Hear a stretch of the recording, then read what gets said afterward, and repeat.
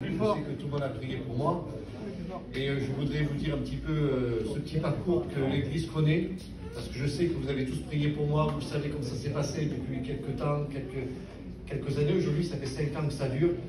Et vous savez, je suis parti à Paris. Il a fallu aller à Paris pour faire ce nouveau traitement, ces piqûres. Ça a été très très dur au départ. Je ne sais pas si vous me voyez à chaque fois. J'avais une figure, elle était toute noire, elle était rouge, parce qu'il y avait 3 traitements qui étaient exactement dans mon corps. Et c'était, mais voilà, j'ai souffert derrière tout ça.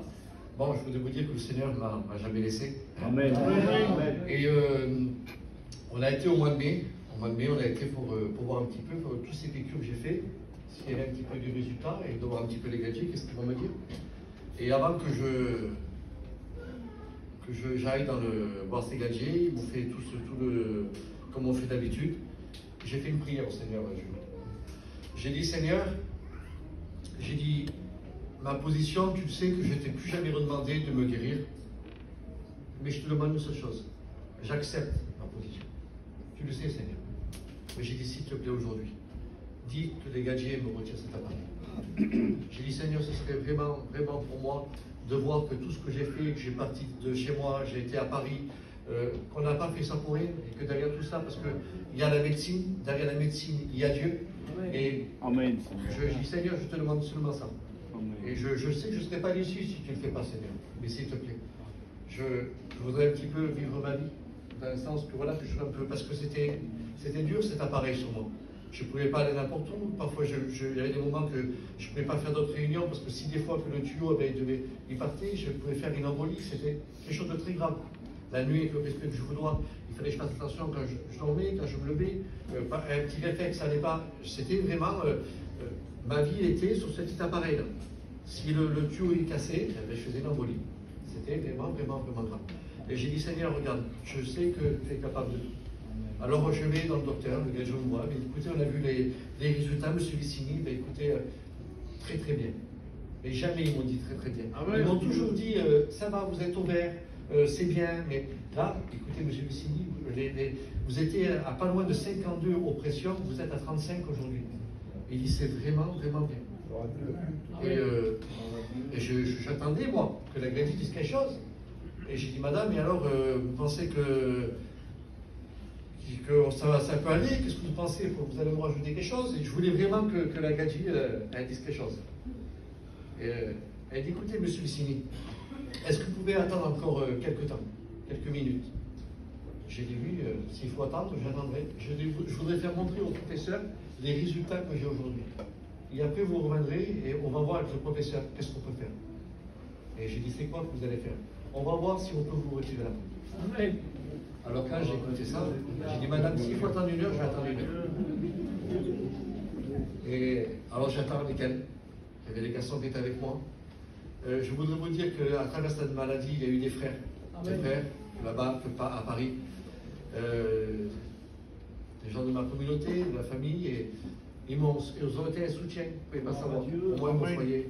Ils ont essayé jusqu'à la fin. Depuis 5 ans, je suis malade. Ces gens-là, ils m'ont soutenu jusqu'à la fin. Ils ont resté avec moi. Si j'aurais dû dormir dans l'hôpital, ils étaient là. Ils n'ont pas bougé. Et le garçon, il était là, il attendait avec moi. Et la gadji m'appelle. Elle dit, monsieur Vicini, venez. Il dit, écoutez, on va vous faire le sevrage à partir d'aujourd'hui. Vous allez réduire le traitement de la pompe.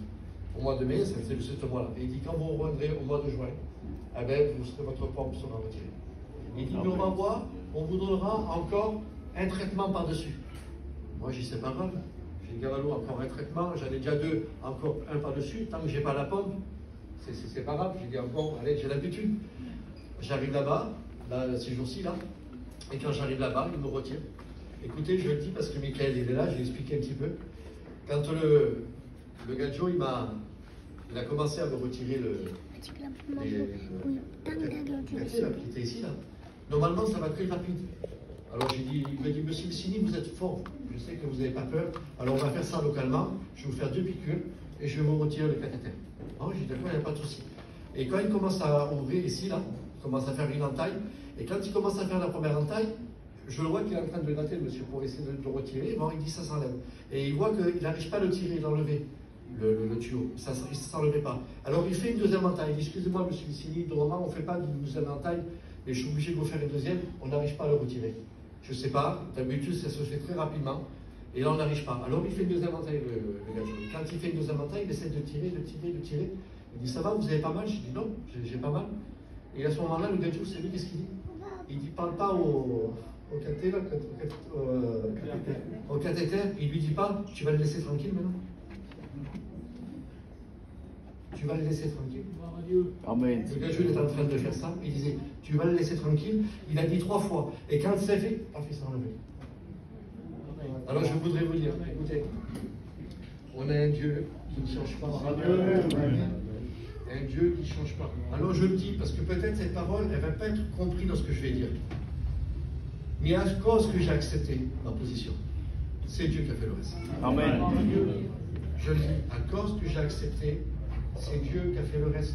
Alors écoute, même que ça te coûte, même que tu ne comprends pas, ne rentre plus dans la porte du pourquoi, accepte ta position. Accepte aujourd'hui, tu es malade, accepte certaines choses que tu dis, mais pourquoi? Écoute-moi voir, Dieu fait le reste. Amen. Dieu fait le reste. Il ne te tentera jamais au-dessus de tes forces. Mais il faut lui faire confiance. Amen. Je parle des personnes qui passent par des douleurs, des personnes qui souffrent depuis des années. Écoutez-moi voir, Dieu est au rendez-vous. Il ne laisse personne. Il ne nous laisse pas. Amen. Alors du coup, les gadgets, ils m'ont même plus redonné. Ils m'ont laissé avec mes traitements que j'ai là, des piqûres et des petits cachets que je prenais d'habitude.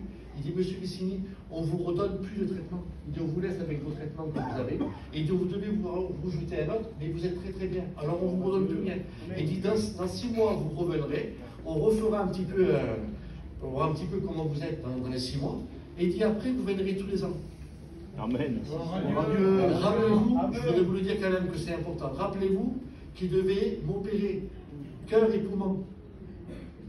C'était là. C'était si ça ne se faisait pas, le frère, vous savez, Julot, ça devait se faire. Tout a été changé. Amen. Tout a été changé. Amen. En tout cas, je voudrais vous dire, je le dis parce que vraiment, je parle de ma famille, je parle à ma famille, pas de sang, de ma famille, dans le Seigneur. Je vous remercie pour vous. Vraiment, vraiment, écoutez, vous avez été un grand soutien pour moi, l'Église, pour vos aides, pour tout ce que vous avez fait pendant tout ce temps. Et je voudrais vous dire ce mot, je vous aime. Amen. Vraiment, c'est mon cœur. Amen. Que Dieu vous bénisse. Amen.